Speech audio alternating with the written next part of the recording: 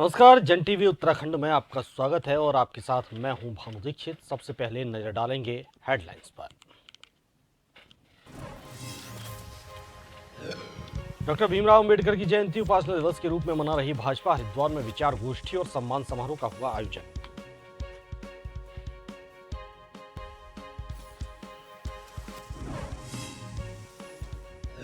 मसूरी में 3 दिन चला मिलेट 2023 सम्मेलन। कैबिनेट मंत्री गणेश जोशी हुए पत्रकारों से रूबरू। कहा मिलेट की उपलब्धता, उपज और फायदे पर हुई चर्चा। सम्मेलन में मिलेट पर चर्चा। जोशीमठ के तहसील प्रांगण में विगत 100 दिनों से धरना जारी। एनटीपीसी के खिलाफ पीड़ित परिवारों ने की नारेबाजी। कहा यहां से एनटीपीसी जब तक बाहर नहीं होगी आंदोलन जारी रहेगा। चारधाम यात्रा को लेकर प्रदूषण कंट्रोल बोर्ड ने कसी कमर। एनजीटी ने मुख्य सचिव की अध्यक्षता में बनाई समिति। प्लास्टिक और सॉलिड वेस्ट मैनेजमेंट के लिए श्रद्धालुओं को किया जाएगा जागरूक।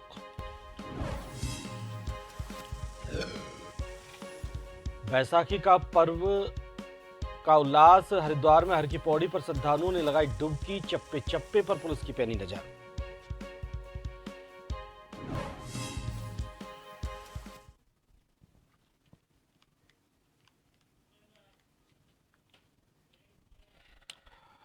और खबरें विस्तार से। सीमांत और पर्वतीय गांव से पलायन को रोकने के लिए सरकार ने बनाई योजना। 700 से अधिक गांव के लिए योजनाओं के प्रस्ताव वित्तीय वर्ष के पहले महीने ही पहुंच गए। प्रदेश के 7 जनपदों में दुर्गम और सीमांत और दूरस्थ गांव के क्लस्टर किए गए हैं तैयार। एक क्लस्टर में 10 से 12 गांव किए गए हैं शामिल। मुख्यमंत्री के निर्देश पर इन सभी गांव की विकास योजनाओं के लिए भेजी गई थी गाइडलाइन। आजीविका पर आधारित योजनाओं से पलायन रोकने का खाका। 3 साल में जमीन पर उतरेगी योजनाएं।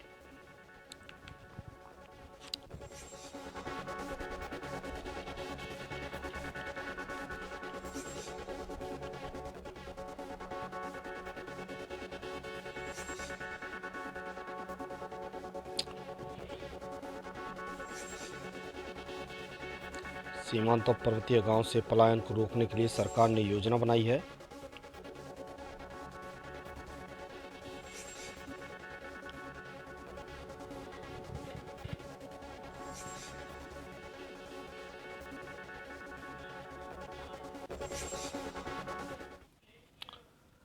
जानकारी के लिए संवाददाता यशराज आनंद सीधे तौर पर हमारे साथ जुड़े हुए हैं। उनसे जानेंगे। यशराज, गांव से पलायनों को रोकने के लिए सरकार योजना बना रही है।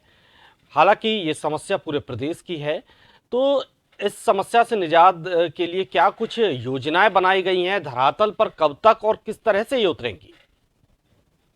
जी भानु जी, पलायन की समस्या एक गंभीर समस्या का रूप ले लिया है। लगातार उत्तराखंड में यदि बात की जाए पहाड़ी क्षेत्रों से, तो वहां पर पलायन लगातार जारी है। पलायन करके सिर्फ लोग ऐसा नहीं कि पहाड़ी क्षेत्रों से लोग मैदानी क्षेत्र में आते हैं, बल्कि मैदानी क्षेत्र से भी लोग पलायन करके दूसरे राज्यों में भी जाते हैं, जैसे दिल्ली, राजस्थान, मध्य प्रदेश, यहाँ सब जाते हैं।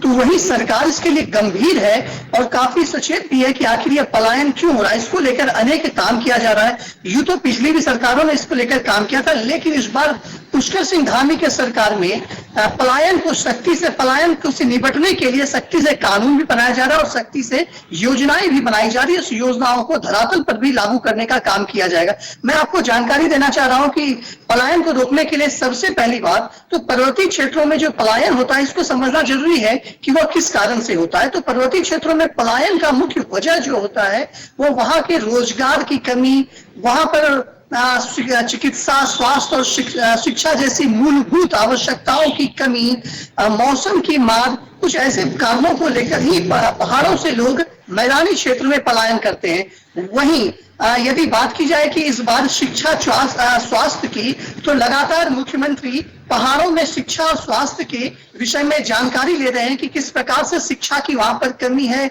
किस प्रकार से चिकित्सा वहां पर लोगों तक, जन जन तक चिकित्सा नहीं पहुंच पा रहा है। तो इस बार कई ऐसे नर्सिंग होम, क्लिनिक खोलने का भी राज्य सरकार का मुख्यमंत्री पुष्कर सिंह धामी के द्वारा किया गया है और साथ में साथ स्वास्थ्य मंत्री डॉक्टर धन सिंह रावत भी भी लगातार अपने क्षेत्र श्रीनगर लिया जाए या अन्य पहाड़ी 7 पहाड़ी जिलों की बात की जाए तो वो 7 पहाड़ी जिले का वो भ्रमण कर रहे हैं और स्वास्थ्य की सुविधा का वो वहां मुहैया कराने की बात कर रहे हैं और लगातार प्रयास भी कर रहे हैं।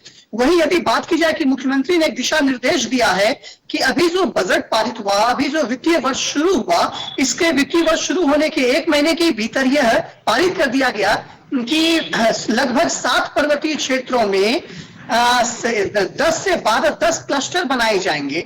10 क्लस्टर में करीब एक क्लस्टर में 10 से 12 गांवों को रखा गया है, यानी कि उत्तराखंड के कुल 700 गांवों को इन क्लस्टर में शामिल किया गया है। अब इस क्लस्टर का मुख्य उद्देश्य क्या है वो मैं बताना चाह रहा हूं कि इस क्लस्टर के द्वारा लोगों की मूलभूत सुविधाओं, चाहे वो रोजगार की दिशा में हो, चाहे वो व्यवसाय के दिशा में हो, शिक्षा, चिकित्सा, स्वास्थ्य या किसी भी अन्य चीज की यदि बात की जाए तो जो मैदानी क्षेत्रों में जिस तरीके से जिस आधार पर लोगों को सुविधाएं मिलती है, सरकार सुविधाओं को लोगों तक मुहैया कराती है, डोर टू डोर सुविधाएं देती है, तो उसी प्रकार से यह बात की जा रही है कि इन क्लस्टरों के द्वारा, चूंकि प्रत्येक क्लस्टर में 70 क्लस्टर है और प्रत्येक क्लस्टर में 10 से 12 गांवों को लिया गया है, तो प्रत्येक गांव में डोर टू डोर लोगों को सुविधाएं दी जाए। यदि बेरोजगारी की दर है तो क्यों लोग बेरोजगार हैं इसकी जानकारी ली जाए और वहां पर रोजगार की भी मुहैया कराई जाए, रोजगार के साधन भी वहां पर दिए जाएं, साथ ही साथ नौकरियों का भी प्रबंधन किया जाए।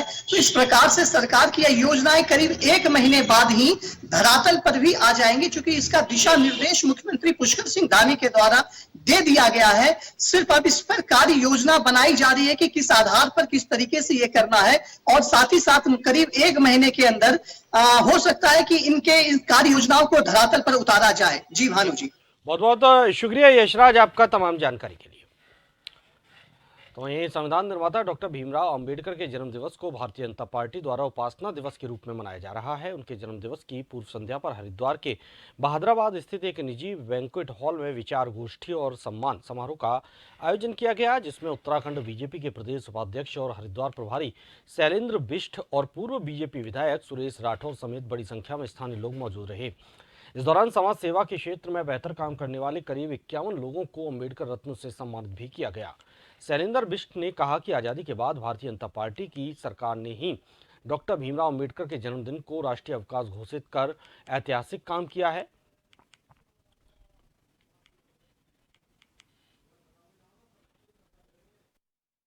आज़ादी के बाद पहला दिन ये है कि 14 तारीख को राष्ट्रीय अवकाश घोषित किया है हमारे देश के प्रधानमंत्री जी ने। और सबसे सौभाग्य की बात है कि आज़ादी के बाद अगर भारत रत्न की पहल करने और उनको भारत रत्न देने की बात की है तो भारतीय जनता पार्टी की सरकार ने की है। और जो उनके 5 महत्वपूर्ण स्थान थे, चाहे वो उनका जन्म स्थान हो, चाहे उन्होंने जहाँ पढ़ाई की हो, जहाँ उन्होंने शोध किया, उन स्थानों को 5 तीर्थ के रूप में भी उन्होंने मनाया। और सौभाग्य ये कि हम देश को एक संदेश देने का काम करते हैं कि देश की आज़ादी के बाद देश समरसता की ओर जा रहा है। हमेशा 14 अप्रैल से लेकर 6 दिसंबर तक डॉक्टर भीमराव अंबेडकर जी को नमन करते हैं। आज उपासना दिवस के रूप में डॉक्टर भीमराव अंबेडकर जी के जन्म दिवस की पूर्व संध्या पर पंडित दीनदयाल उपाध्याय, ज्योतिराव फूले, एपीजे अब्दुल कलाम और डॉक्टर भीमराव अंबेडकर जी के विचारों पर विचार गोष्ठी में बहुत सारे लोगों ने अपने विचार रखे। एक समतामूलक समाज की स्थापना में जो देश में योगदान ज्योतिबा फूले का, पंडित दीनदयाल उपाध्याय जी का, अंत्योदय योजना और एपीजे अब्दुल कलाम अखबार बेचने से लेकर भारत के राष्ट्रपति तक पहुंचे, जनता कैसे जाने, कैसे समझे, उनके विचारों को हम सब लोग मंच के द्वारा साझा कर रहे हैं। अल्मोड़ा जिले के विकास खंड स्यालदे में भारत रत्न डॉक्टर भीमराव अंबेडकर की जयंती के मौके पर सरस्वती शिशु मंदिर नैल स्यालदे में जिला पंचायत सदस्य प्रवीण कुमार ने मुख्य अतिथि के रूप में शिरकत की। कार्यक्रम का शुभारंभ जिला पंचायत सदस्य नैल प्रवीण कुमार ने दीप प्रज्वलित कर डॉक्टर भीमराव अंबेडकर की फोटो पर माल्यार्पण कर उन्हें याद किया। तो वहीं सरस्वती शिशु मंदिर नैल स्यालदे में 30 बच्चों को स्कूल बैग वितरित किए गए। जिला पंचायत सदस्य नैल प्रवीण कुमार ने कहा कि डॉक्टर भीमराव अंबेडकर ने संविधान का निर्माण कर देश को एक नई दिशा दी है। उनके मार्गदर्शन को अपनाने की अपील की है।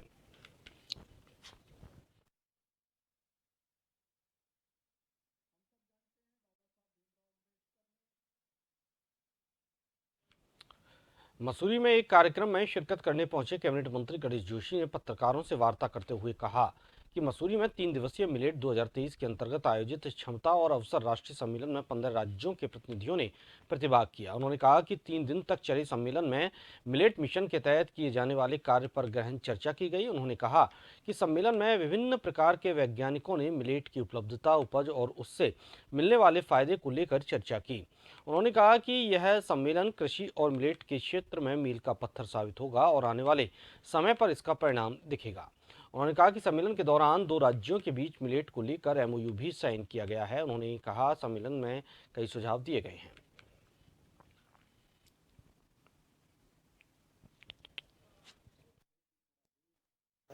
निश्चित ही इस सम्मेलन में 15 राज्यों के प्रतिनिधि यहाँ पर आए थे, कई वैज्ञानिक यहाँ पर आए थे, कई मिनट्स के क्षेत्र में जो अग्रणी काम कर वो लोग यहाँ पर आए थे और एक दूसरे के विचारों का आदान प्रदान यहाँ पर हुआ है।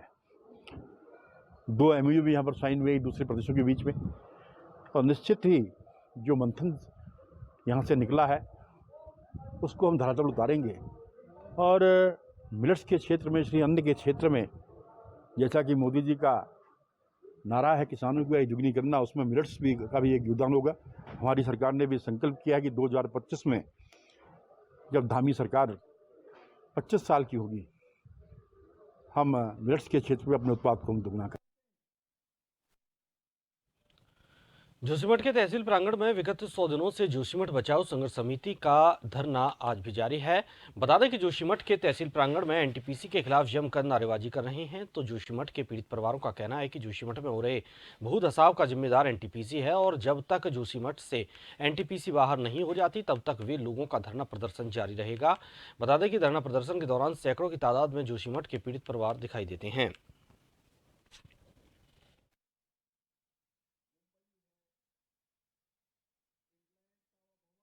दिन पूरे हो गए, अभी खाली धरने में बैठे क्योंकि लोग परेशान हैं। सबको रोज आना पड़ रहा है यहाँ पे। कोई बेघर है, मकान का भी है, कोई कह रहा है कि पेमेंट होगा, नहीं हो रहा है, आधे पैसे दे रहे हैं, न किसी के पास जमीन है, न कुछ है। कहाँ जाएंगे लोग? वो 10-12 लाख पकड़ के कहाँ जाएंगे?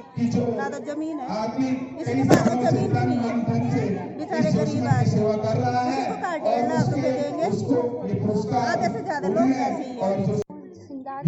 वार्ड नंबर 4 और यहाँ पे आए हैं धरने में और एनटीपीसी का हमने टी शर्ट पहना है और एनटीपीसी से हमें बहुत नुकसान हुआ है। यहाँ पे जैसे कि देखो आपदा आई है और हम प्रवाहित हुए हैं। हमें शिफ्ट किया था वहाँ होटलों में शिफ्ट किया गया ना, उसके बाद सरकार ने बोला कि घर जाओ, हम घर आ गए हैं।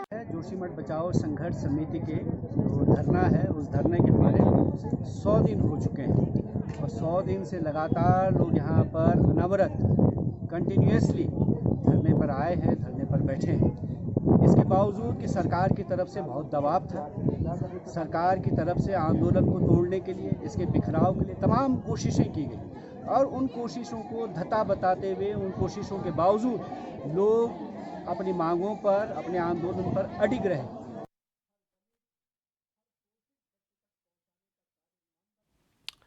फिलहाल यहाँ रुकेंगे छोटे से ब्रेक के लिए।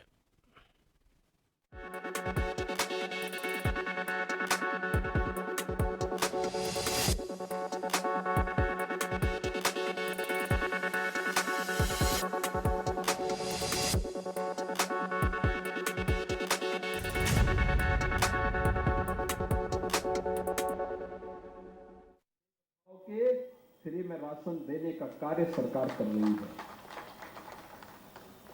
करोड़ों लोगों को सिर ढकने के लिए आवास उपलब्ध कराया जा रहा है। 10 करोड़ से अधिक गरीबों को एक शौचालय उपलब्ध करवाया गया। 4 करोड़ से अधिक गरीबों को विद्युत के निःशुल्क कनेक्शन उपलब्ध करवाए गए। 8 करोड़ से अधिक गरीबों के लिए उज्ज्वला योजना के निःशुल्क कनेक्शन उपलब्ध करवाए गए।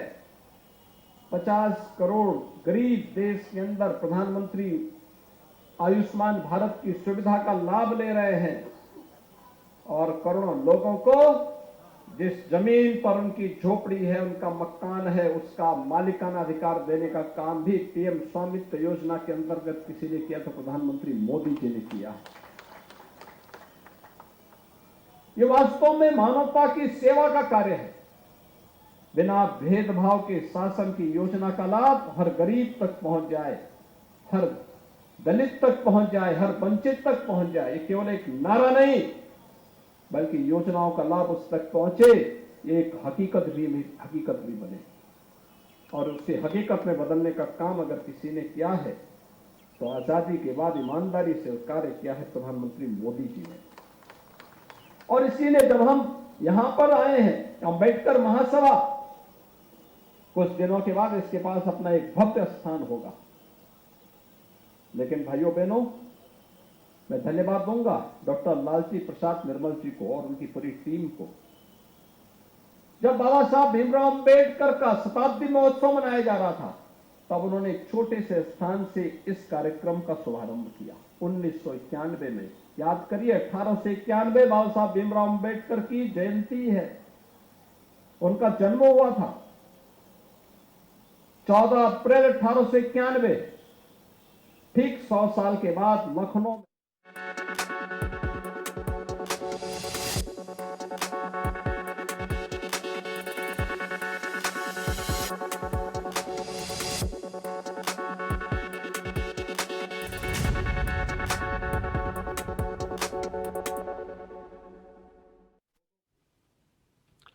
ब्रेक के बाद आपको स्वागत है। आगे बढ़ते हैं। बीते कई दिनों से तुंगनाथ चोपता में घोड़ा खच्चर स्वामियों की अपने संगठन की अवैध वसूली को लेकर घोड़ा खच्चर स्वामियों द्वारा लगातार विरोध किया जा रहा है, जिसको लेकर चंद्रशिला घाटी घोड़ा खच्चर स्वामियों और सामाजिक कार्यकर्ताओं बद्रीनाथ विधानसभा अध्यक्ष राजेंद्र भंडारी ने घोड़ा खच्चर यूनियन के साथ वार्ता की, जिसमें घोड़ा खच्चरों के मालिकों ने संचालन को लेकर विभिन्न समस्याएं उठाई, जिसमें घोड़े खच्चरों मालिकों से यूनियन के द्वारा मनमानी अवैध वसूली की समस्या को प्रमुखता से उठाया गया।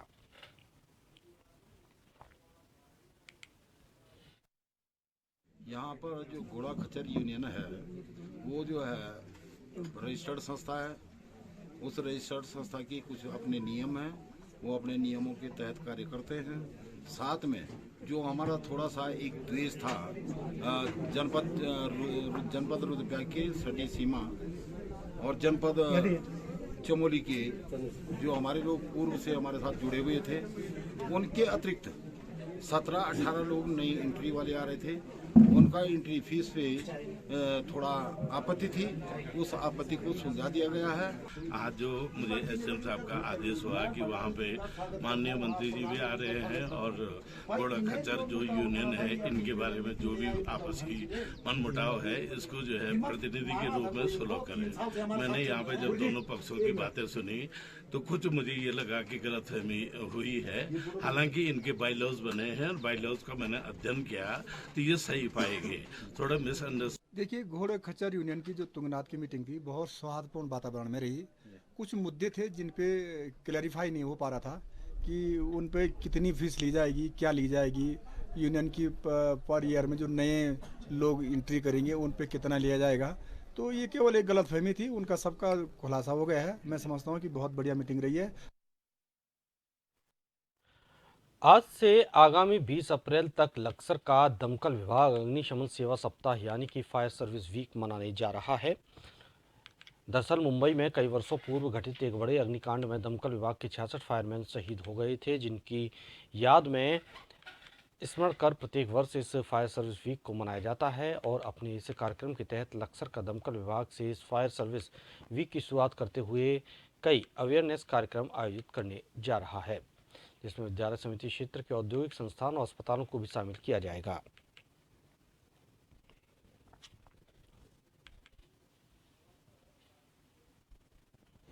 ये हमारा 14 अप्रैल से 20 अप्रैल तक प्रत्येक वर्ष जो है ये फायर सर्विस वीक मनाया जाता है।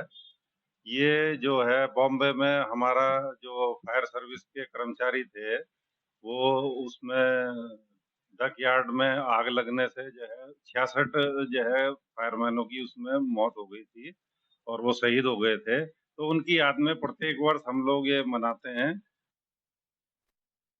उत्तराखंड में चारधाम यात्रा को लेकर प्रदूषण कंट्रोल बोर्ड ने भी कमर कसना शुरू कर दिया है। प्रदूषण कंट्रोल बोर्ड के IFS अधिकारी शशांक पटनायक ने कहा कि चारधाम यात्रा के मद्देनजर मुख्य सचिव की अध्यक्षता में एक मीटिंग ली गई, जिसके चलते NGT द्वारा मुख्य सचिव की अध्यक्षता में एक समिति बनाई गई है। इसमें चारधाम के मुख्य मार्गों जैसे गंगोत्री, यमुनोत्री, केदारनाथ, बद्रीनाथ, हेमकुंड साहिब इत्यादि जाने वाले मार्गों में प्लास्टिक और सॉलिड वेस्ट मैनेजमेंट, साथ ही घोड़े खच्चरों से जो बायो वेस्ट जनरेट होती है उसके निस्तारण और चारधाम मार्गों पर जो श्रद्धालु आ रहे हैं उनको जागरूक करने के लिए दिशा निर्देश निर्गत किए गए हैं।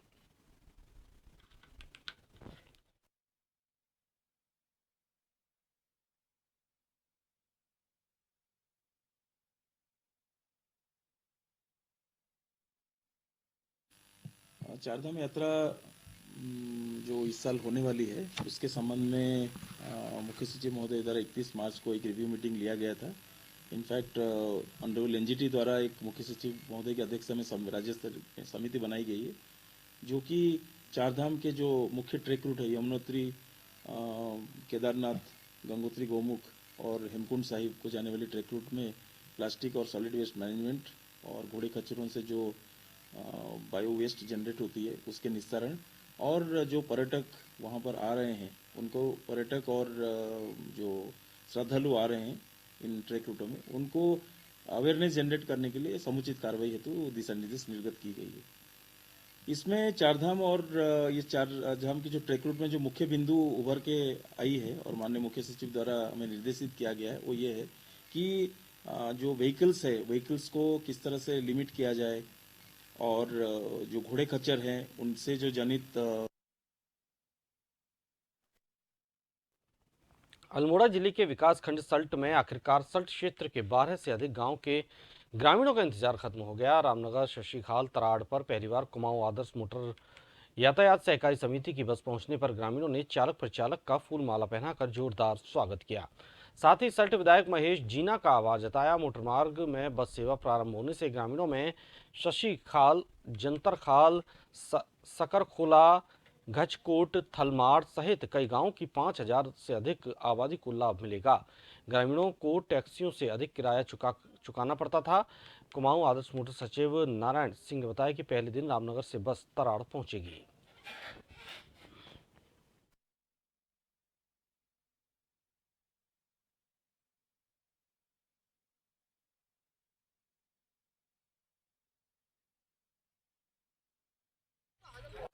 जिनके सहयोग से हमारे यहाँ आज आदर्श बस का प्रारंभ हुआ, और धन्यवाद करूंगा अपने सल्ट के माननीय विधायक श्री महेश जीना जी का, जिनके अथक प्रयासों से आज यहाँ तराड़ में आदर्श की बस का प्रारंभ हुआ।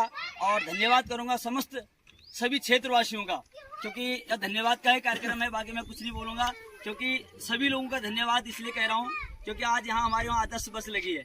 धन्यवाद आगे भी करेंगे क्योंकि अन्य चीजें भी हमें बहुत करनी है।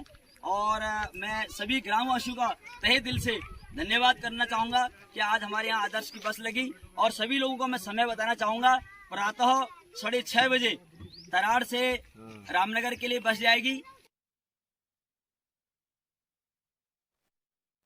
सोमेश्वर अल्मोड़ा जिले के सोमेश्वर विधानसभा में नवनियुक्त सोमेश्वर मंडल अध्यक्ष अंजलि जोशी का मंडल सोमेश्वर के भाजपा कार्यकर्ताओं पदाधिकारियों के साथ कैबिनेट मंत्री रेखा आर्य आवास में सम्मान समारोह आयोजित बैठक किया गया। मंडल अध्यक्ष अंजलि जोशी ने मंडल अध्यक्ष पद के दायित्व मिलने पर भाजपा कार्यकर्ता पदाधिकारियों ने उनको बधाई दी। कार्यक्रम संचालन मंडल महामंत्री उमेश मेहरा और कैलाश बोरा द्वारा किया गया।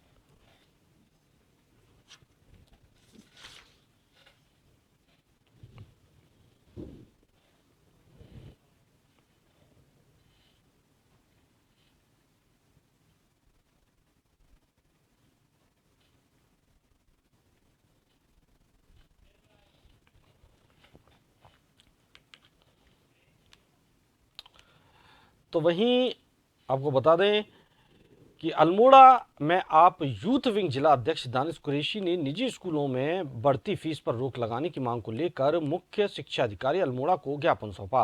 उन्होंने कहा, नया शिक्षा सत्र शुरू हो गया है, ऐसे में अभिभावकों को बीते साल की अपेक्षा इस बार भी बच्चों की फीस से लेकर कॉपी किताब खरीदने में 30 से 40% बड़ी रकम अधिक खर्च करनी पड़ रही है। इससे अभिभावकों पर आर्थिक बोझ बढ़ गया है। उन्होंने कहा कि विभाग की ओर से कोई कड़े कदम उठाने चाहिए।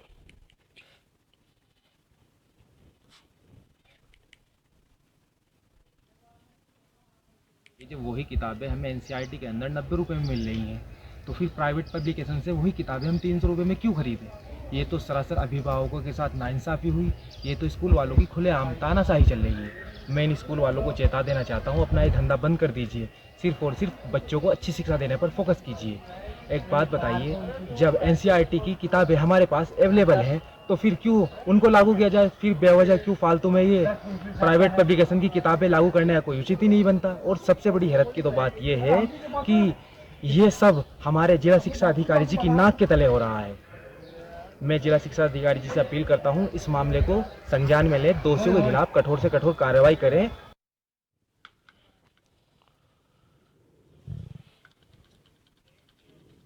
इसी के साथ इस बुलेटिन में फिलहाल इतना ही। नमस्कार।